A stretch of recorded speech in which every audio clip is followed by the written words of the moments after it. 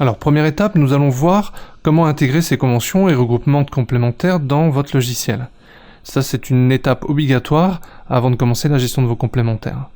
Alors, pour ce faire, on se rend sur Outils, l'onglet Sésame Vital, Convention AMC et Téléchargement automatique de conventions. Voilà, Vega procède à l'intégration de tous les fichiers. C'est terminé, voilà, tous les fichiers sont intégrés. Deuxième étape, voyons comment gérer une complémentaire dans Vega. Alors pour commencer, il va vous falloir obligatoirement récupérer l'original ou une copie de l'attestation des droits à l'assurance complémentaire de votre patient. Dans notre exemple, il s'agissait de la complémentaire Groupama, qui fait partie de l'organisme signataire SP Santé. Il va falloir relever différentes informations sur la carte, comme le numéro de la complémentaire, ici le numéro AMC, le numéro d'adhérent, les périodes de droit. On va vérifier que le tiers payant est bien effectif pour les auxiliaires médicaux, ainsi que le pourcentage de prise en charge.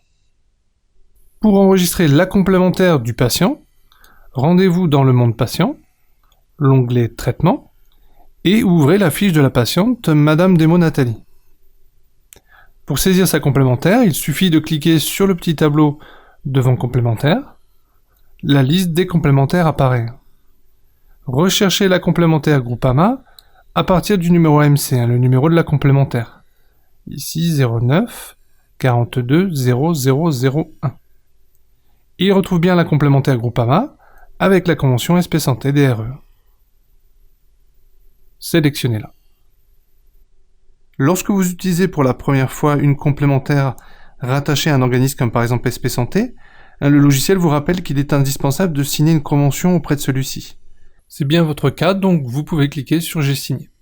Il est maintenant nécessaire de renseigner divers éléments que vous retrouvez sur l'attestation.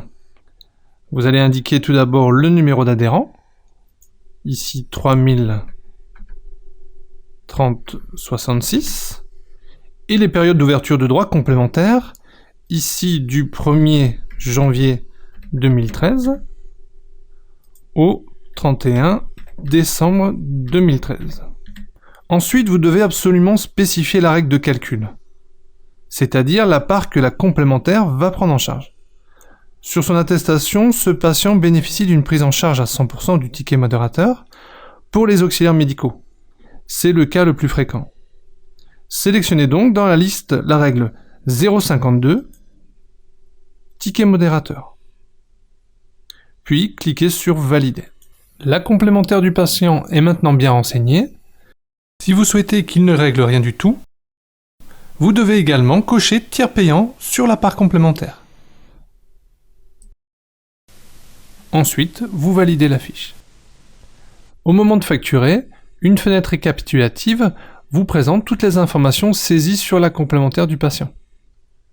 Validez cette fenêtre. Sur la fenêtre facturation est précisé que la part complémentaire sera bien télétransmise dans une DRE, une demande de remboursement électronique. La caisse du patient vous doit bien les 16,95 €, la complémentaire Groupama le restant, et le patient ne me règle rien du tout. Quand vous aurez télétransmis cette facture, quelques jours après, vous recevrez dans Vega 2 retours Noémie, un de la caisse et un de la complémentaire. Dans cette séquence, nous avons vu comment renseigner une complémentaire. Je commence par relever les informations importantes sur l'attestation complémentaire. Je me rends ensuite sur la fiche de traitement et je clique sur le tableau à côté de complémentaire. Je rentre le numéro de la complémentaire dans la colonne numéro AMC, puis je rentre la règle de calcul. Je peux enfin cocher le tiers payant sur la part complémentaire pour que le patient n'ait rien à me régler. Pour saisir mes séances, je me reporte aux séquences, j'enregistre les séances.